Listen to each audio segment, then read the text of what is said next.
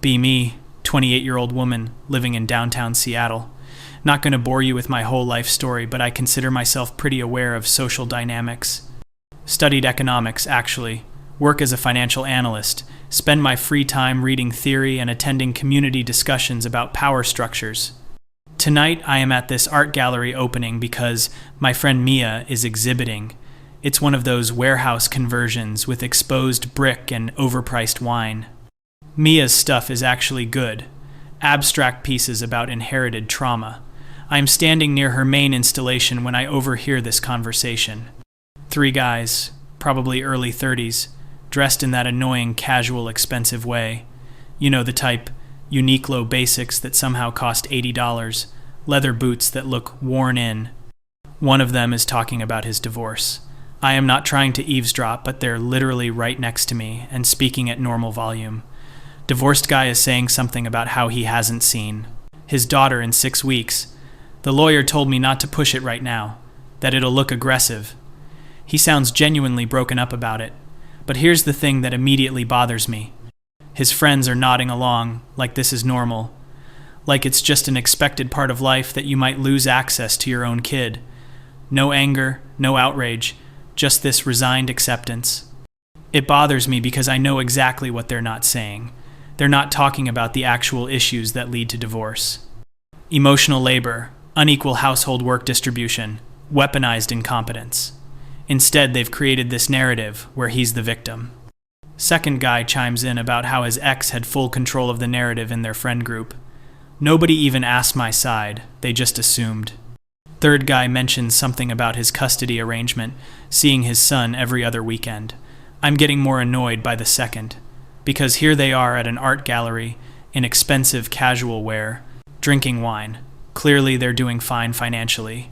Clearly they have freedom of movement and social capital. But they're acting like they're the ones who've been wronged by the family court system. The system that exists specifically because historically men abandoned families. The system that had to be created to protect women and children. I am about to move away because I don't need this energy tonight, but then divorced guy says something that makes me stop. You know what the worst part is? I can't even be sad about it publicly. If I talk about missing my daughter, people think I am making it about me. If I don't talk about it, people think I don't care. His friends are quiet for a moment. Then the second guy says, "Yeah, it's the invisible thing." Like when my dad died last year, I took 2 days off work. My female coworker took 2 weeks when her mom died. Nobody questioned it. But I came back and my boss literally said, "That's what I like to see. Dedication." Like, he was praising me for not grieving. Now I am actually interested despite myself. Not because I think they have a point, but because this is a perfect example. A perfect example of patriarchy hurting men and them completely missing it.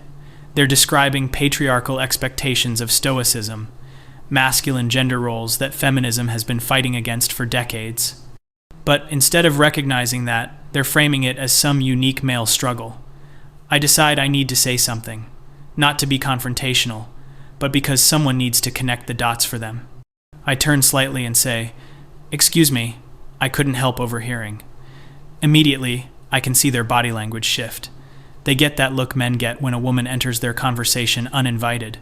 This subtle closing off, this defensive positioning, already proving my point about male spaces and gatekeeping, but whatever. I think you might find it interesting that what you're describing is actually patriarchy, the expectation that men can't show emotion, that fathers are secondary parents, that grief is weakness. Feminism has been fighting these gender roles for decades. I say this in my normal voice, matter of fact, not aggressive. Divorced guy looks at me for a long moment. Then he says, "I appreciate the input, but that's not really what we were talking about." Excuse me, what? We weren't talking about gender roles in the abstract. We were talking about our actual lives. The audacity of this statement, as if theory and lived experience are somehow separate, as if the framework I just offered isn't directly applicable to what they described. Right, and I'm explaining the systemic context for your experiences. The patriarchal structures that create these exact situations. Second guy actually smirks at me. Do you always diagnose strangers' conversations at art galleries? Oh, so now I am the rude one. I am the one who's being inappropriate. not them, loudly discussing their divorced guy problems in a public space. I am offering perspective that might be helpful. These issues don't exist in a vacuum. Third guy, who's been quiet, finally speaks. Can I ask you something? And I am genuinely asking, not trying to start anything. I nod, willing to engage in good faith. When you hear me say I miss my son and I only get to see him 4 days a month, what's your immediate assumption about why that is? It's clearly a trap question, but I'll answer honestly. Without knowing the details, statistically, custody arrangements reflect caregiving patterns from the marriage. Mothers typically perform more childcare labor, so courts recognize that established bond. He nods slowly. Right, so your assumption is that I wasn't an involved parent. No, I am saying that's what the statistics show in general. I am not making claims about your specific situation. Divorced guy cuts in. But that's exactly the problem. You're applying a general framework to individual experience. What if he was the primary caregiver? What if I did all the night feedings and diaper changes? The framework you're using doesn't have room for that possibility. This is such a dishonest argument. Obviously, individual cases vary, but we're talking about systemic patterns. You can't just cherry-pick outlier examples and use them to dismiss statistical reality. Mia appears at my elbow. Thank God. Hey, you okay over here? She's looking at the three guys with this protective friend energy. We're just having a discussion about gender and custody. Mia makes a face. She knows exactly what kind of discussion this is. Sounds fun. I need to steal her for a minute, though. As she's pulling me away, I hear second guy say something. I can't make out the words, but his friends laugh. That knowing male laughter that's definitely at my expense. Mia brings me to the other side of the gallery. Please don't engage with the divorce guys. The divorce guys? Yeah, they're friends of my ex. Total meninist. Energy. They literally have a group chat called the Brotherhood or some cringe shit. Of course they do. Of course they have some pseudo-intellectual boys club. Probably sit around validating each other's victim complexes. They were talking about custody like they're the only ones who've ever struggled. Mia shrugs. I mean, Mark, the tall one, literally has his kid 4 days a month and pays like $3,000 in support. He was apparently super involved before the divorce, but his ex moved 2 hours away. I feel a tiny twinge of something. Not sympathy exactly, but maybe recognition that the situation is complicated. But then I remember that women move for safety. Women relocate because they need distance from their ex-partners. There's probably way more to that story. I spend the next hour looking at art and chatting with other people, but I keep noticing the three guys. They're not being loud or obnoxious. Actually, they're talking to artists, asking thoughtful questions about the work. Divorced guy spends like 15 minutes in front of a piece about father absence. It's by a black female artist. Really powerful stuff about generational trauma. He's just standing there, really looking at it. Later, I see him talking to the artist. Can't hear what they're saying, but she's nodding, seems engaged. Whatever. He probably thinks her work is about him somehow. Men always center themselves in narratives that aren't about them. The gallery is thinning out. It's around 10 p.m. I am saying goodbye to Mia when I notice the guys are still there. They're sitting on this bench in front of the main installation. Just sitting quietly, not on their phones. Actually present in the space. Mia follows my gaze. They come to every opening, actually. They buy pieces too, like serious money. Mark bought the father absence piece. Wait, what? Why would he buy that? I don't know. Maybe because it's good art? Or maybe because it means something to him? There's an edge in Mia's voice. Are you annoyed with me? She sighs. Look, I love you. You know that. But sometimes you make these snap judgments about people. Those guys, whatever you think about their politics or whatever, they've been really supportive of my work, and they're not like evil. Mark volunteers with this youth program in Rainier Valley. Dave, the one who smirked at you, he's actually really sweet. He just has resting asshole face. And Connor's whole custody thing is actually heartbreaking if you knew the details. I feel defensive now. I am not saying they're evil. I am saying they have blind spots about their privilege. Mia gives me this look I've been getting more often lately from friends. It's not quite eye-rolling, but it's adjacent. Maybe we all have blind spots. She has to go talk to the gallery owner about sales. I am left standing there feeling oddly off balance. I should leave. I have work tomorrow. But instead, I find myself walking over to where the guys are, sitting. I don't even know what I am planning to say. Divorced guy, Mark, notices me approaching. Hey, peace offering. He holds up a bottle of wine. Gallery owner gave us this. Way too much for 3 people. The other 2 guys look up. Dave, the smirky one, looks wary. Connor, custody guy, just looks tired. I should say no. I should absolutely say no and leave. Instead I say, sure, why not? Mark pours wine into plastic cups, hands me one. We sit in silence for a moment. It's not uncomfortable exactly, just undefined. Finally I say, I wasn't trying to dismiss your experiences earlier. I was trying to provide context. Mark nods slowly. I get that, and I appreciate that you were engaging with what we were saying, but can I offer you some context? Oh, here we go. When you immediately explained our experiences through your framework, it felt like you were saying we weren't capable of understanding our own lives. Like we needed you to interpret our reality for us. That's not what I was doing, except maybe it kind of was. I am not saying the systemic stuff isn't real or doesn't matter. I am saying there's also this immediate personal level of experience, and sometimes that needs to just be acknowledged as what it is. Connor speaks up. I was the primary parent, for the record. I worked from home. I did pickups and drop-offs. I coached soccer. My ex worked 60-hour weeks at a law firm. When we divorced, the mediator basically laughed at me when I asked for primary custody. Not because of my caregiving history, but because of assumptions. I want to argue. I want to say that's one anecdote, not data, but something stops me.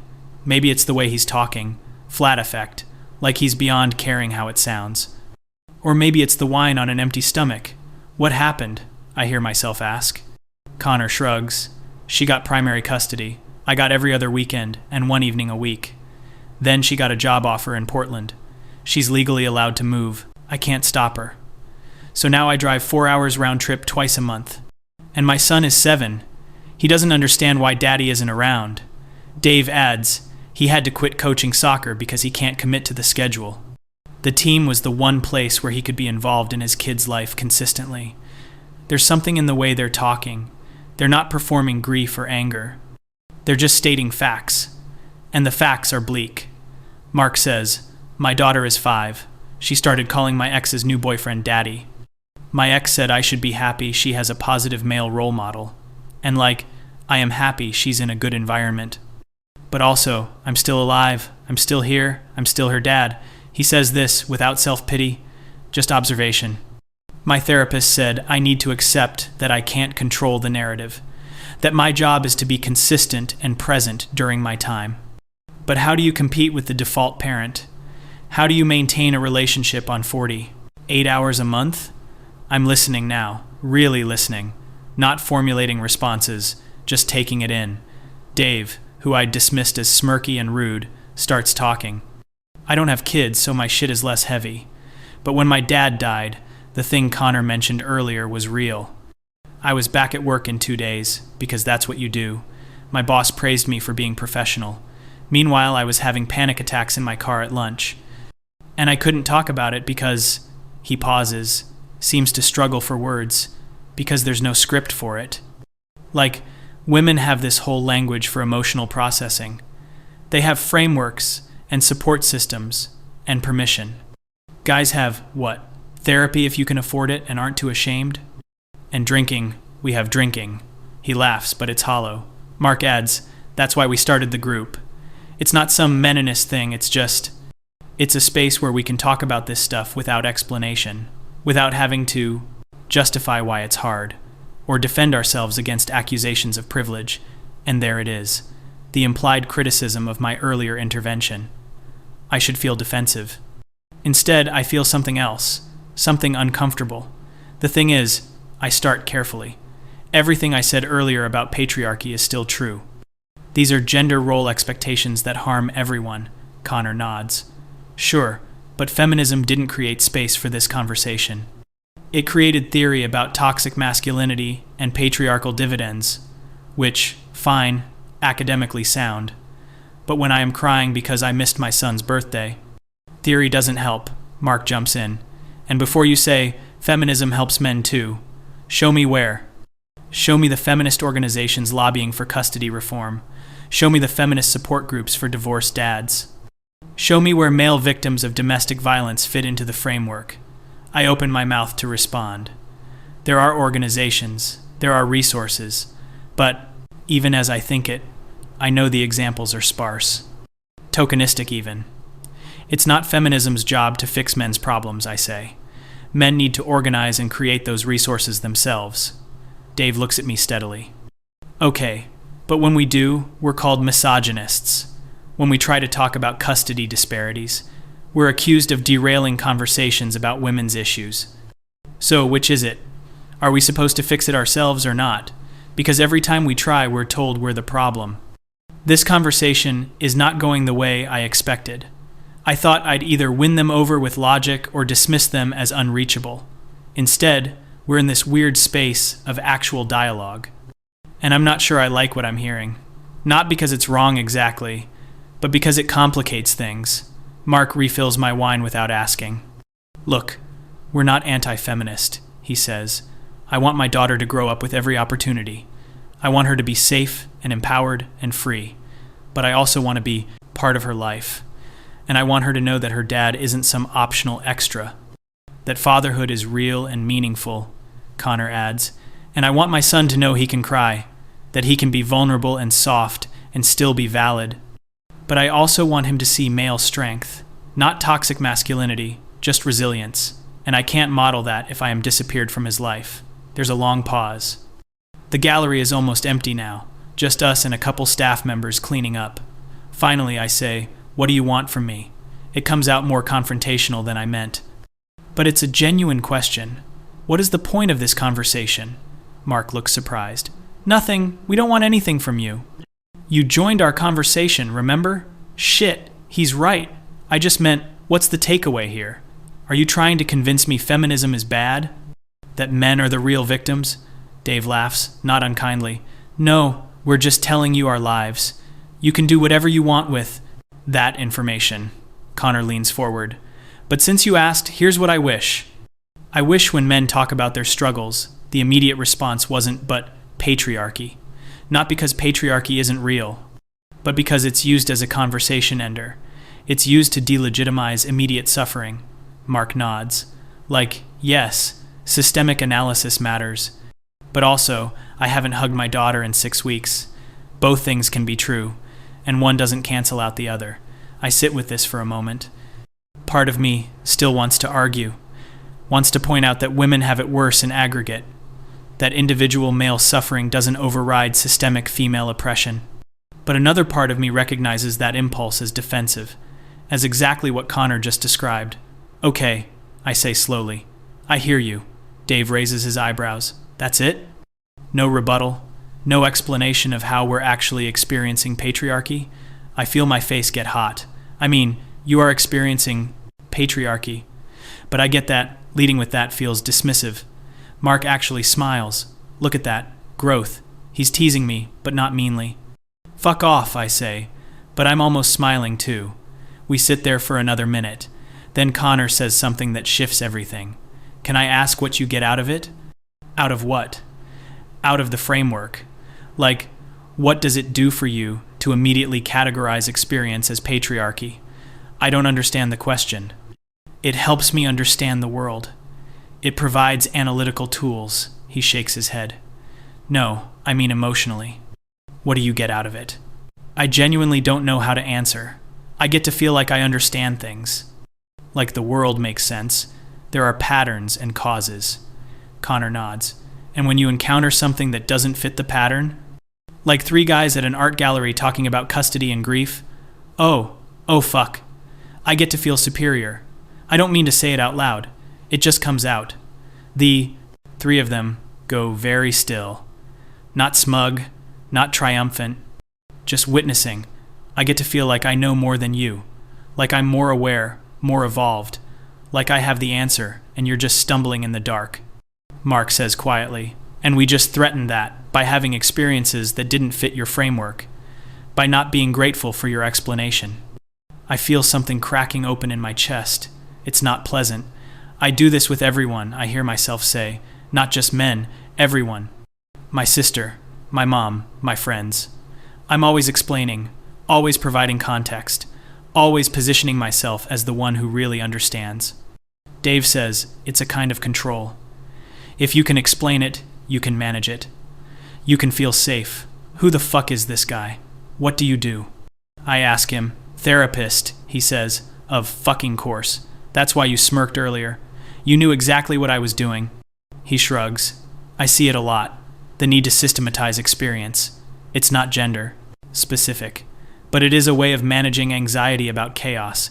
Connor adds, the thing about our situations, custody, grief, whatever. It's chaos. There's no pattern that makes it okay. No framework that makes it hurt less. It just is what it is. Mark finishes the thought. And that's terrifying. So we come here, look at art, talk to each other. We buy pieces that reflect something true. We sit with the mess of it. I'm crying. When did I start crying? This is humiliating. Dave hands me a napkin. It's okay, he says. And somehow that makes it worse, because he's being kind. After I was dismissive and superior and rude, he's just being kind. I'm sorry I manage. For earlier, for assuming, for all of it. Mark shakes his head. You don't have to apologize. You were doing what you thought was helpful, Connor says. And you weren't entirely wrong. The systemic stuff is real. We just needed you to see us as people first. Theory, second. We sit in silence while I pull myself together. The gallery owner comes over. Hey folks, we're closing up. We all stand, gathering our things. As we're walking out, Mark says, we do this every month, first Friday. Gallery openings, we just go and look at art and talk. You're welcome to join if you want. I look at him to see if he's serious. He is. Why would you invite me after tonight? He shrugs. Because you listened eventually, and because we could use more perspectives. We're not trying to be an echo chamber. Dave adds, plus you were right about some stuff. We do have blind spots. Everybody does. We're standing on the sidewalk now, Seattle at night, cold and damp. Connor says, the thing about being a man in 2024 is that you're simultaneously told you're the problem, and that your problems don't matter. And somehow you're supposed to fix yourself, while also not talking about it, because talking about it is derailing, Mark continues. So we just started talking to each other. No agenda, no theory, just experience, and it helps.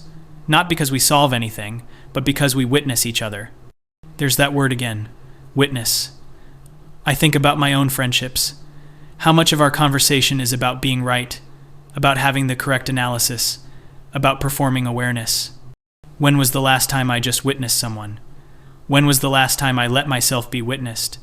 I'd like that, I say. To join you guys sometime. Dave grins. Cool, but you have to promise not to explain our feelings to us. I laugh. It's watery but real. I promise to try. That's all we can ask, Mark says. We exchange numbers. They head toward parking. I head toward the bus. On the ride home, I keep replaying the conversation, trying to find the moment where I lost control of it. Because that's what happened, right? I went in thinking I'd educate them, and instead they educated me. They didn't obliterate me with facts and logic. They didn't even really argue with me. They just refused to let me make them theoretical. They insisted on being human, on having specific, individual pain that couldn't be categorized away. And somehow that was more devastating than any argument, because it revealed what I've been doing, not just tonight, but for years, using theory as a shield, using frameworks to avoid actual connection, staying safe in my superior understanding. My phone buzzes. It's Mia. So you spent an hour with the divorce guys. Want to tell me how that happened? I type back, I think I just got my ass handed to me, and I'm not even mad about it. She sends back a laughing emoji. Character development. I get home, pour myself water, sit on my couch. My cat jumps up, demands attention. I pet her and think about everything. About Mark buying the father absence piece. About Connor driving 8 hours a month to see his son. About Dave having panic attacks in his car. About how my first instinct was to explain their pain to them, to fit it into my understanding, rather than just letting it exist. I think about all the conversations I've had like this, all the times I've been so certain, so sure of my framework. and how that certainty has maybe cut me off from actually seeing people, from being changed by encounters. My phone buzzes again. It's a number I don't recognize. Hey, it's Connor. Mark gave me your number. Just wanted to send you this. It's a link to an article about family court reform, written by a woman, actually. A feminist arguing for custody presumptions based on actual caregiving, not gender assumptions. Thought you might find it interesting, he writes. Not trying to prove anything, just sharing. I read the article. It's good, well-researched, persuasive. It's also everything I claimed didn't exist earlier. Feminist work on behalf of fathers' rights. Except it's not framed as fathers' rights. It's framed as children's rights and equal parenting. I text back, thank you for this. And, thank you for tonight. I needed to hear what you all said, he responds. We needed to say it to someone who'd actually push back. Echo chambers feel safe, but they don't help. I sit with that for a long time. Echo chambers feel safe. Isn't that exactly what I've created? A theoretical framework that explains everything. Friends who share my analysis. Righteous anger at those who don't get it. It feels safe. But has it helped? Has it made me more compassionate? More connected? More capable of actual change? Or has it just made me more certain, more rigid, more alone in my correctness? I think about next month's gallery opening, about showing up and listening, about letting people be complicated, about witnessing instead of explaining. It feels vulnerable in a way I'm not used to, like I'm giving up some kind of power, except maybe the power was always an illusion. Maybe real power is in connection, in being changed by other people, in admitting you don't have all the answers. I finish my water and get ready for bed. Tomorrow I have work, normal life, but something has shifted. I can feel it. Some certainty has cracked, and instead of scrambling to repair it, I'm going to let it stay broken for a while, see what grows in the cracks. As I'm falling asleep, I think about Mark's daughter, about how he bought that piece about father absence, about what it means to stare at your own pain, reflected in art, and choose to take it home, to live with it, instead of explaining it away. Maybe that's what tonight was. An invitation to live with complexity, to sit with discomfort, to be wrong and survive it, to be challenged and grow from it. The last thing I think before sleep takes me is that I've spent so long trying to be right. I forgot how to be real. And maybe those three guys, with their custody arrangements and their grief and their monthly art gallery ritual, maybe they just reminded me that being human is more important than being correct, and that sometimes the most radical thing you can do is just shut up and listen.